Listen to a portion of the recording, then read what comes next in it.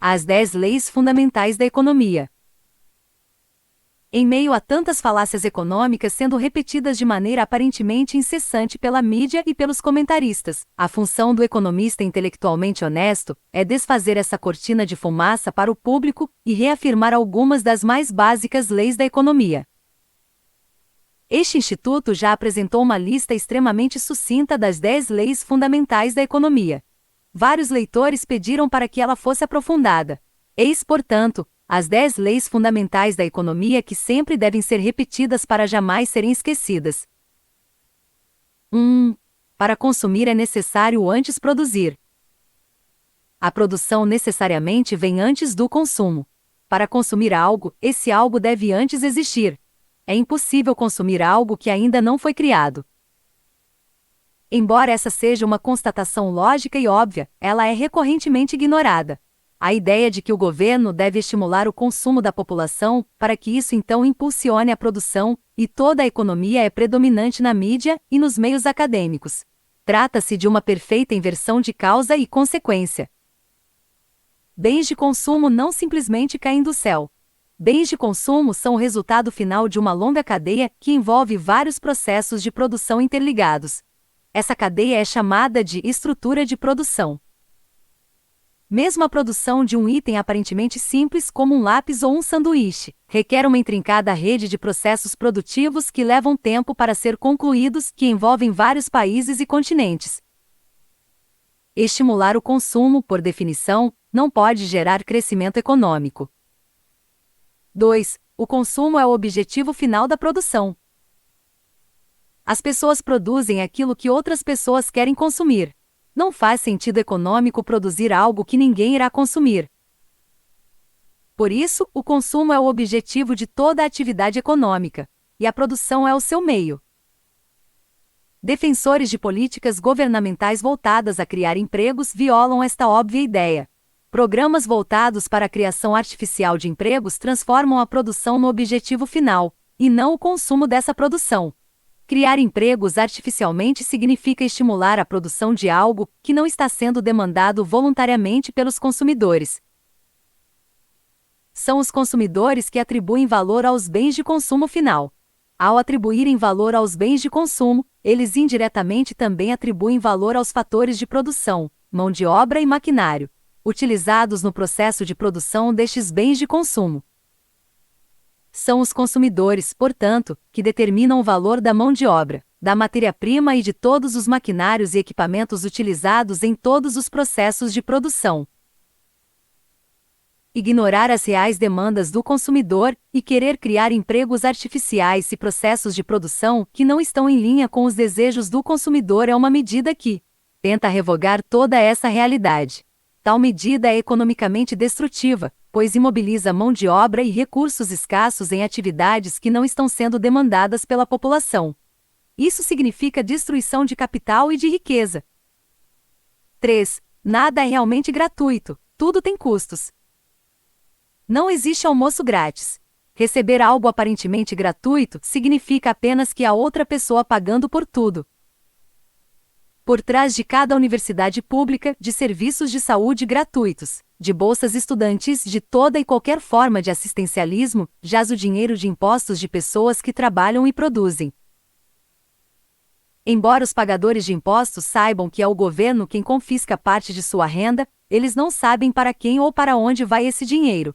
E embora os recebedores desse dinheiro e dos serviços custeados por esse dinheiro saibam que é o governo quem está por trás de tudo, eles não sabem de quem o governo tomou esse dinheiro. 4. O valor das coisas é subjetivo. A maneira como cada indivíduo atribui valor a um bem é subjetiva, e varia de acordo com a situação e com os gostos deste indivíduo. O mesmo bem físico possui diferentes valores para diferentes pessoas. A utilidade de cada bem é subjetiva, individual, situacional e marginal. Por isso não pode haver algo como consumo coletivo. Mesmo a temperatura de uma sala traz sensações distintas para cada pessoa ali presente. A mesma partida de futebol possui diferentes valores subjetivos para espectador, como é facilmente perceptível no momento que um dos times faz um gol. 5. É a produtividade o que determina os salários. A produção de um indivíduo durante um determinado período de tempo determina o quanto ele pode ganhar durante esse período de tempo. Quanto mais esse indivíduo produzir um bem ou serviço voluntariamente demandado pelos consumidores em um determinado intervalo de tempo, maior poderá ser a sua remuneração. Em um mercado de trabalho genuinamente livre, empresas contratarão mão de obra adicional sempre que a produtividade marginal de cada um desses trabalhadores for maior que o seu salário, custo. Em outras palavras, sempre que um trabalhador adicional for capaz de gerar mais receitas do que despesas, ele será contratado. A concorrência entre as empresas irá elevar os salários até o ponto em que ele se equiparar à produtividade. O poder dos sindicatos pode alterar a distribuição dos salários entre os diferentes grupos de trabalhadores, mas não pode elevar o valor total dos salários de todos esses trabalhadores. Estes dependem inteiramente da produtividade. E o que aumenta a produtividade da mão de obra? Poupança, investimentos e acumulação de capital. Sem poupança não há investimento. E sem investimento não há acumulação de capital. Sem acumulação de capital não há maior produtividade. E sem mais produtividade não há aumento da renda. 6. Gastos representam, ao mesmo tempo, renda para uns e custo para outros. Keynesianos dizem que todo gasto gera renda. Eles apenas se esquecem de que todo gasto é também um custo. O gasto é um custo para o comprador e uma renda para o vendedor. A renda é igual ao custo. O mecanismo do multiplicador de renda keynesiano diz que, quanto mais se gasta, mais se enriquece. Quanto mais todos gastam, mais ricos todos ficam. Tal lógica obviamente ignora os custos. O multiplicador fiscal, por definição, implica que os custos aumentam junto com a renda. Se a renda se multiplica, os custos também se multiplicam. O modelo do multiplicador keynesiano ignora esse efeito do custo. Graves erros de política econômica ocorrem quando as políticas governamentais contabilizam os gastos públicos apenas pela ótica da renda, ignorando completamente o efeito dos custos. Gastos, portanto, são custos. O multiplicador da renda implica a multiplicação dos custos. 7. Dinheiro não é riqueza. O valor do dinheiro consiste em seu poder de compra. O dinheiro serve como um instrumento para se efetuar trocas. Quanto maior o poder de compra do dinheiro, maior sua capacidade de efetuar trocas. Mas o dinheiro, por si só, não é riqueza. É apenas um meio de troca. Riqueza é a abundância de bens e serviços e bem-estar. A riqueza de um indivíduo está, portanto, em sua capacidade de ter acesso aos bens e serviços que ele deseja. O governo criar mais dinheiro não significa criar mais riqueza. Uma nação não pode aumentar sua riqueza ao aumentar a quantidade de dinheiro existente. Robinson Crusoe não estaria um centavo mais rico caso encontrasse uma mina de ouro ou uma valise repleta de dinheiro em sua ilha isolada. 8. O trabalho por si só não cria valor. O trabalho, quando combinado com outros fatores de produção, matéria-prima, ferramentas e infraestrutura, cria produtos. Mas o valor desses produtos depende do quanto ele é útil para o consumidor. A utilidade desse produto depende da valoração subjetiva feita por cada indivíduo, ver item 4.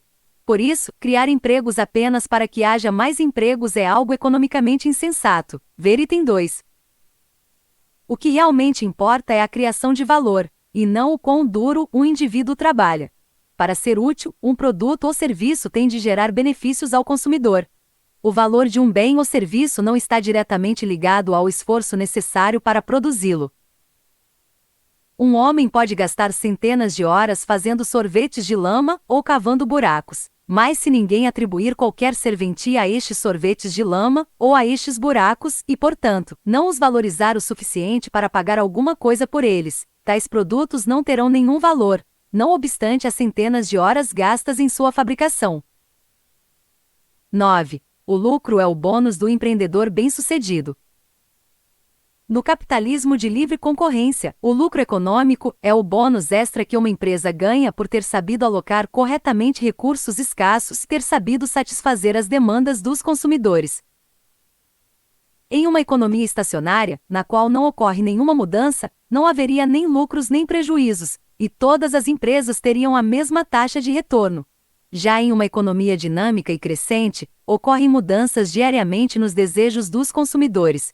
E aqueles mais capazes de antecipar essas mudanças nos desejos dos consumidores que souberem como direcionar recursos escassos, mão de obra, matéria-prima e bens de capital para satisfazer esses consumidores irão colher os lucros econômicos. Empreendedores capazes de antecipar as demandas futuras dos consumidores irão oferir as maiores taxas de lucro e irão crescer. Empreendedores que não tiverem essa capacidade de antecipar os desejos dos consumidores irão encolher até finalmente serem expulsos do mercado. 10. Todas as verdadeiras leis econômicas são puramente lógicas. As leis econômicas são aprioristas, o que significa que elas não precisam ser previamente verificadas, nem podem ser empiricamente falsificadas. Ninguém pode falsificar tais leis empiricamente porque elas são verdadeiras em si mesmas. Como tal, as leis fundamentais da economia não requerem verificação empírica. Referências a fatos empíricos servem meramente como exemplos ilustrativos. Elas não representam uma declaração de princípios. Veja exemplos práticos aqui. É possível ignorar e violar as leis fundamentais da economia, mas não é possível alterá-las. Sociedades que entenderem e respeitarem essas 10 leis econômicas, sem tentar revogá-las, irão prosperar.